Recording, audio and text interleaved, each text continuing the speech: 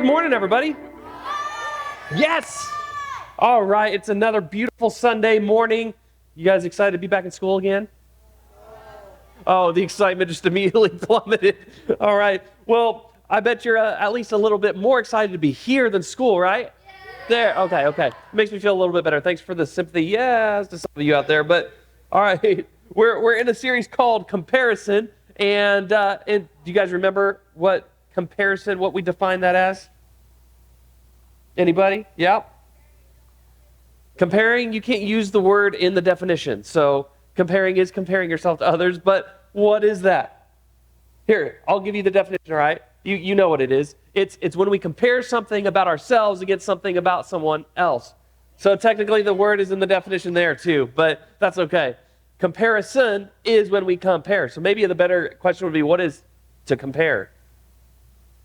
I'll let you think on that one. All right, so we're talking about comparison. I'll be honest, we talked about last week, it starts all kinds of different feelings. Sometimes comparison makes us feel disappointed or frustrated or just angry or maybe even prideful, right? But one of the most common feelings when you compare is the feeling of jealousy, right?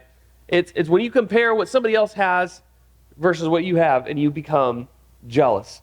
I'll be honest, I grew up in a family that, we had everything we needed, but we didn't always get everything that we wanted. Can anybody relate? Like there was a lot of times I wanted something that, I know we're not going to get that, right? I remember one year when I got a guitar, one year when I got a PS2, and those were like the biggest gifts we got, and it was the best thing ever, right?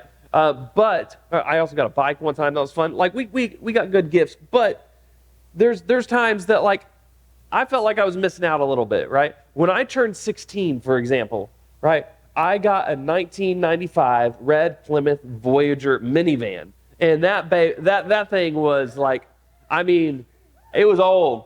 It was the family van turned into my vehicle, and it was one of those like it's pre like MP3 players and iPod era, right? So all it was a CD player, but mine was cool because I had a 6-disc holder under the passenger seat where I could preload 6 CDs, and I had a little controller right next to the steering wheel that broke, so it was hanging, but it was still cool.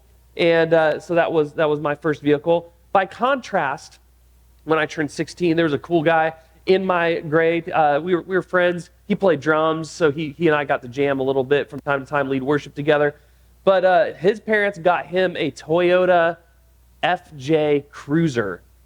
And I remember he got his license a month after me. I remember riding in his car to check it out, and I was like, man, I hate my car now, right? Because to this day, that is my dream car. Like, I want a Tesla someday because that'd be cool.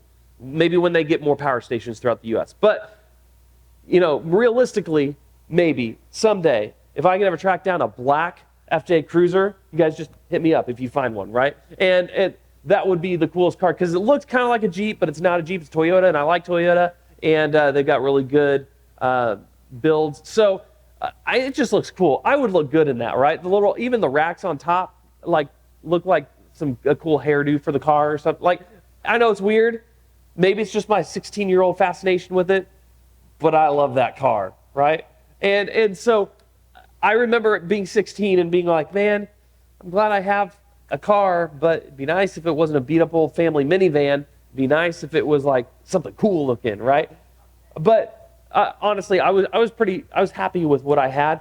But I'll tell you, a time when I was probably a little more accurately jealous of all my friends was when I was your age. When I was like in 6th, 7th grade, that's when like cell phones became like more commonplace among teenagers.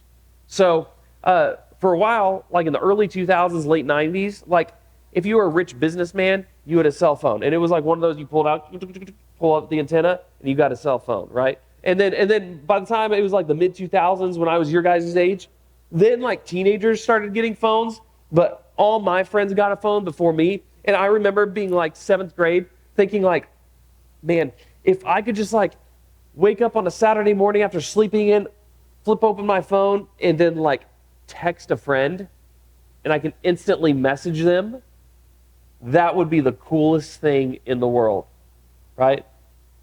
That for you, the coolest thing would be able to whip out a smartphone that will, take you anywhere you want on the internet. You can watch YouTube. You can do whatever you want at a moment's notice in your hand. I didn't have that. I didn't even know that thing could exist. So all I was looking forward to was my 300 texts a month that I could send to my friends once in a while, right? That's wild, right? But I remember, I was one of the last of my friends to get a cell phone, and I could not wait to get my own cell phone because it meant I could communicate with people outside my house without having to go to the home phone and dial the number and then wait to see if they pick up. And then it's their parents. So hey, is Kyle home? And then they give the phone, hey, can you ask your mom if you can go see a movie this weekend, right? And it was one of those that's just you don't have to deal with that, most of you. But what I really wanted was my own cell phone. And I remember vividly, I wanted nothing more than my own cell phone to communicate with other people, to send texts, right? That's what I was jealous of when I was your guys' age, was all my friends getting to have phones. And I remember showing up to school and feeling like I was behind on the conversation because I had friends who had been texting each other, who had had a conversation that I wasn't a part of because I didn't have a phone. I remember that feeling. And I remember being jealous of my friends who were able to have that conversation outside of school. Maybe you can relate, in fact, because jealousy is probably one of the most common things that you feel when you get caught up in comparison, especially at your guys' age. It's what we feel when we want what someone else has, right? And so, honestly, we've all experienced this in one way or another. Maybe it's when you're playing pickup ball with your friends and everybody else is better than you. And you're jealous, I wish I had those skills, right? Maybe you're jealous of the one person in your class who's hit their growth spurt 3 years early and they can already dunk, and you're like, man, I wish I had those genes, right? Or maybe it's when your friends all seem to gravitate, or all the people at your school gravitate toward one of your friends, but not you. And so you feel like maybe, I wish I was cool like them, and people wanted to be my friend. But maybe it's something as simple as life circumstances. You look at your own life and you're like, wow, I wish my family, I wish my home looked like so-and-so's, right? Maybe it's when you realize that all your friends, your friend has asked your whole friend group for advice about something, but they never came to you and asked your opinion or asked for your advice, and you feel like, well, does my opinion matter, right? We deal with these different situations in different ways. And most of us cope with jealousy differently than everybody else around us, but we all experience it to some degree. So what do we do with that? Some of us, when we experience some of us experience a jealousy, but some of us look at our lives and we feel pretty good about ourselves when we compare with other people. Because it makes us feel like, well, maybe we're the ones making others jealous. And sometimes the worst thing about jealousy is when we crave to be the person that makes other people jealous. And that's not the right heart at all either. And so how do we wrestle with this in a good way? Because jealousy doesn't just impact us. It doesn't just if I deal with jealousy, it doesn't just impact me. If you deal with jealousy, it doesn't just impact you. Jealousy impacts all of our relationships. It rots all of your relationships. Because when you are jealous of someone, we do things like avoid them, or talk bad about them behind their back, or maybe just struggle to even celebrate or be happy for them because we wish it was us, right? And when we're unable to celebrate other people, it reminds us of what we're missing in our own lives, and it causes us to put distance between ourselves and other people. Jealousy does not just impact you, it impacts all of your relationships. And that's why it is so toxic. But it's so common, so we need to talk about it and deal with it in a way that is honoring to God. It impacts all our relationships with other people. So how do we keep ourselves from getting caught up in the jealousy that comes from comparison? It's what we're going to talk about today. It's what we're going to focus on. And in order to do that, we're going to look to one of the stories that centers around the life of David from the Old Testament, who is most known for what? Do you guys remember? Yeah, just shout it out. Goliath. David and Goliath. Yeah, so that one.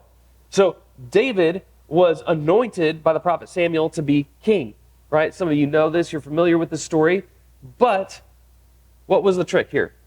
David didn't become king for several more years after Samuel anointed him as king. Instead, the current king was who? Saul, right? Saul was the current king. He was the first king of Israel. Before Saul, Israel was ruled by judges appointed by God. And the people of God looked around at all the other nations like, we want a king like everybody else because it makes us look better, it makes us look stronger. We want to be cool too. And God was like, don't do it. It'll corrupt your kingdom. And it'll corrupt you as a nation. And they're like, we don't care. And God was like, all right. And then so they got Saul. Saul started out okay, but quickly went downhill, right? And one of the main reasons he went downhill, he had actually made a lot of mistakes before David was anointed, but the reason David was anointed as the next king was because of Saul's failures in God's eyes.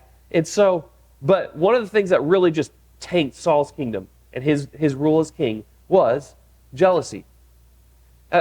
Actually, Saul, he actually was grateful for David for a while. Because remember, when he did conquer Goliath, Goliath was taunting the nation of Israel, and David put a stop to that. He put a stop to that shame, and he put God back in view as the one to be glorified by saying, hey, no, our God of Israel, the one that you keep shaming Goliath, he's actually one true God. Popped him with a rock from a slingshot and proved his point, right? And so Saul was grateful. Saul lavished gifts on David, and people were cheering for David. But then something happened. David started coming back from battle, because then he started going around and being a part of the army, and he started coming back from battles, and the nation, the people, they started being so grateful and giving all the applause to David, so much so that Saul started to become jealous. In fact, at one point, the people are screaming, Saul has slain his thousands, but David his tens of thousands. And it's that moment, Scripture reads, that Saul goes, wait a second, they're attributing only thousands to me, but tens of thousands to David? I don't like this. This guy has to go now because he's getting all the attention, right? And so this is what Saul says. In fact, this is what's recorded in 1 Samuel chapter 18, verse 8 and 9. It says, this made Saul very what? Angry. What's this? He said, they credit David with tens of thousands and me with only thousands. Next, they'll be making him their king. So from that time on, Saul kept a jealous eye on David. Just like that, jealousy changed the way he viewed David. It affected all his other relationships because he became consumed with the idea of killing David. He tried not once, not twice, but multiple times to kill David. He would often call David in to play his harp and to make music and entertain the king and his guests. And at one point, Saul just grabs a spear and just tries to throw him down in the middle of David just playing music. And he's like, oh, that's my cue. And David leaves, right? It's one of those things that it completely contorted and twisted Saul's rule as king to where he could see nothing else but what he didn't have. And David was the representation for him of all the fame and acclamation that he no longer had. It was the manifestation of God's disappointment in him. And Saul did not like that. And so he sought to kill David. And I know that's dramatic, but that's what jealousy has the power to do. Right? Most of you, you're not so jealous at your friend that you would literally try to spear them down at school. Like they're at their locker and you're like, hey, what's up? You'd not only get kicked out, but you'd go to jail forever. So you're not going to do that. I mean, does it mean you haven't thought about it in your head? Maybe. I don't know. I'm not in your head. But while that's dramatic, you see the point. Jealousy kills our relationships, even if it doesn't cause us to physically kill somebody, right? Jealousy is a poison, and it rots. In fact, it destroys our relationship with people. It kills our ability to celebrate the good. But in another book, actually written mostly by David's son, Solomon, this is what the book of Proverbs says in chapter 14. It says, a heart at peace gives life to the body, but envy what? Envy what? Rots the bones, right? Envy is just another word for jealousy. Your jealousy will rot you to the core. In other words, don't give way. Don't give your heart. Last week we talked about guarding your heart. Don't give way for your heart to become so jealous that it just rots everything inside of you, because that's what it'll do. Some of you have friends where you've seen this play out and you know this to be true. Don't let it happen to you. And what's the antidote to jealousy, you may ask? Because there is one. I'm glad you asked. Let's go look at that. The reality is, that a heart at what? What's the first word there? Peace gives life to the bones. So already in that verse, we have an antithesis, an opposite to what jealousy is, right? Envy does what? It rots the bones. But a heart at peace gives what? It gives life. So if you want to experience the opposite of jealousy, you have to experience a heart of peace, right? David, while he was being pursued by Saul was trying to kill him. David hid out for a long time. You can read 1 Samuel to get a lot of the context in that. But as David was running and hiding, he's writing these psalms to God, which we have in the book of Psalms, where he's like, God, protect me, right? But we discover the heart of David is that he chose to be at peace because he chose to trust in God. He chose to trust that, hey, I'm not in control, God is, and I'm going to celebrate the good. And you see psalm after psalm of David celebrating what God has done in his life that's good, despite all the things that are going poorly. And so jealousy rotted Saul. But David was given a heart of peace because he chose to celebrate the good. And that's honestly, that's the antidote right there. Celebrating is better than comparing. Because if you can celebrate what's good in other people, then guess what? You stop feeling jealous.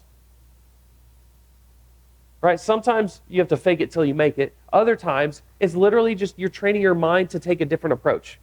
You're rewiring your brain to, instead of, like, you see something that somebody else has that you want, instead of going, oh, I wish I had that, you go, oh, that's cool that they get to do that. I wonder what I would have to do to get that. I wonder if someday I could do that. Let's come up with a list of goals. Or better yet, do I even need that? Let me celebrate what I do have. And you just write a grateful list, right? But celebrating is way better than comparing. I know it sounds like kind of a cop-out, but if you tried this, if you tried to, instead of becoming jealous in your heart, but instead decided to celebrate what is going good for somebody else, then it subsides a lot of the jealousy and it kind of pushes it down. So a couple things to do in order to do that is, one, start with you. Think about what you do have that's worth celebrating, because we all have a lot. And when it comes to material things, I mean, we live in the top 1% of the world. So even if you're below the poverty line, in our context, you still live in the top 1% of the entire world. You have plenty, material-wise, to be thankful for. Now, if it's other things, like family, or, oh, I wish I had a faith like that, or whatever else, a gift, an ability, then you know what? You do still have other things in those regards to celebrate. Maybe you're not the best musician or singer, but you've got that sense of humor that few people have, and you can make anybody around you feel good about themselves, right? There's all kinds of different giftings and abilities that you guys have that are unique to you. So instead of being down with what you don't have because of what somebody else has by comparison, celebrate what you do have. Start with you. And secondly, celebrate someone else. Find a way to celebrate a person that maybe you are secretly a little bit jealous of, right? If you can, like, when I stepped into my buddy's car, that FJ Cruiser, I was like, dude, this is awesome, right? And sure, a part of me was a little jealous, but being able to celebrate that, maybe, dude, how about you drive us all to Sonic? We'll get happy hour in your car, right? Because, hey, I'm going to get to take a ride in this cool car, right? You can change your mindset. Yeah. Hey, instead of, I really wanted to be the hero and make the game-winning shot, but I didn't. My teammate did. But hey, instead of being upset that it wasn't me that did, dude, that was so cool. Remember when the buzzer was going down? We passed it to you, and then you just nailed it from way out behind the three-point line, and you just start retelling and celebrating what your teammate did. It's going to be much harder for you to be jealous because you're outwardly celebrating. And try doing this. Start with you, but then celebrate someone else. Celebrate their accomplishments. Celebrate what they have, right? Because if you allow that jealousy to trickle in, it's just going to rot your soul. So celebrating is better than comparing. So as you guys get ready to go to your small groups, you're going to continue this conversation, but I want you to ask yourself, who is one person that you can choose to celebrate this week? Who's one person you can choose to celebrate this week? Go out of your way to celebrate them in some way. Okay? Let me pray. You'll go to your groups, you'll finish this conversation, and then we'll be done for the week.